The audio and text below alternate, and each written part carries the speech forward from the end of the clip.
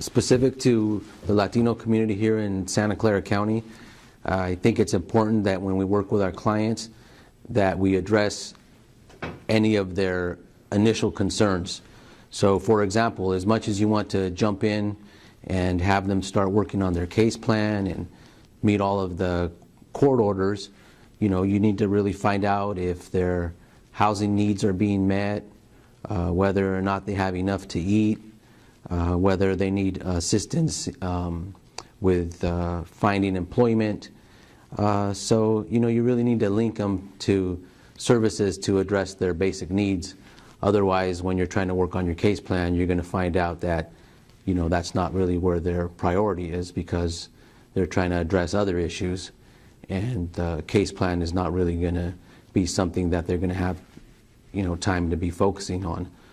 Culture of silence, they don't really want to bring everything to the table, or they're scared to because of, sometimes, especially if they're maybe like first, second, or third generation from whatever country they're coming from, there's a fear of authority figures, and they don't know who to trust or how to trust them or in what capacity to really trust them, and so they really don't really want to disclose much.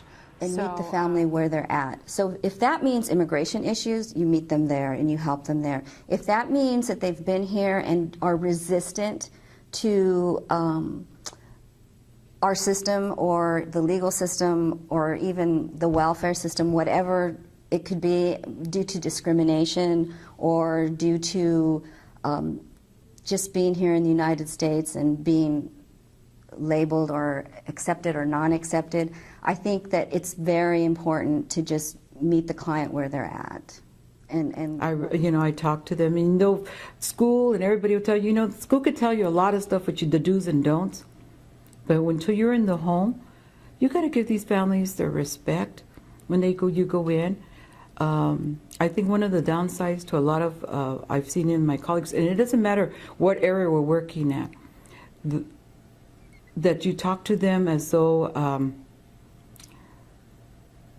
it's the simple word like tú. It's a big thing. That's so disrespectful. The terminology we use, usted. And I've had families tell me that. And it isn't so much the worker, it was the choice of words that they use. I don't go there as a police officer because I'm not a police officer. I'm there. I really don't want to see these kids in the system.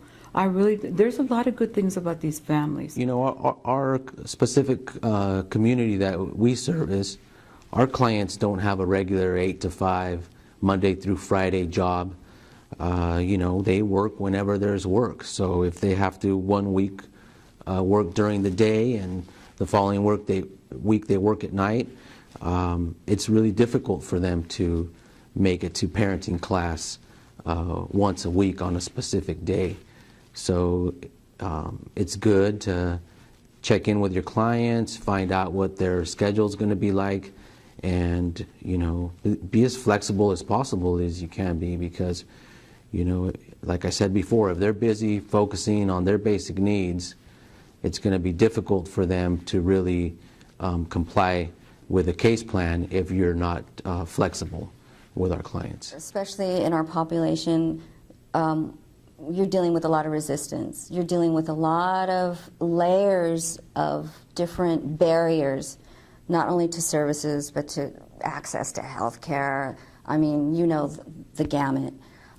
So I think being very patient with our clients. Many of our clients, they don't have a daily planner, they don't have a calendar. It's not something that they're accustomed to.